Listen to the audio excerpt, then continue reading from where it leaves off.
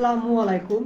Google চালাইতে পারতেছি, YouTube চালাইতে পারতেছি, কিন্তু ফেসবুক চালাইতে পারতেছি না, হোয়াটসঅ্যাপ ঠিক মতো চালাইতে পারতেছি না, টিকটক লাইকি চালাইতে পারতেছি না।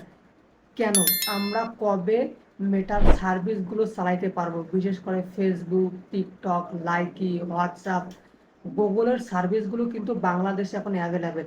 যেহেতু বাংলাদেশে ব্রডব্যান্ড কানেকশন চালু করছে, বিশেষ করে কর্পোরেট অফিসগুলো এখন ঢাকা শহরে প্রায় প্রতিটা জায়গায় ওয়াইফাই সেবা চালু করছে এবং রবিবার সোমবার নাগাদ মোবাইল ইন্টারনেট চালু করবে। এক্ষেত্রে যদি ফেসবুক, লাইকি, টিকটক অর্থাৎ মেটার সার্ভিসগুলো চালু না করে, তাহলে কিন্তু মোবাইল ইন্টারনেট প্যাকগুলো অনেকটাই ক্ষতি হবে। কারণ অনেকজন ফেসবুক চালায়, সবসময় লাইকি চালায়, টিকটক চালায়, তারা এখানেই তাদের পেশা বা এখানেই তারা এন্টারটেনমেন্ট অর্থাৎ এখানেই তাদের অনেক বেশি সময় পাস করে। কিন্তু যখন এই সার্ভিসগুলো বাংলাদেশে বন্ধ থাকবে, তখন কিন্তু অনেকটা ক্ষতির মুখে পড়বে যারা এই ইন্টারনেট এমবিগুলো কিনবে।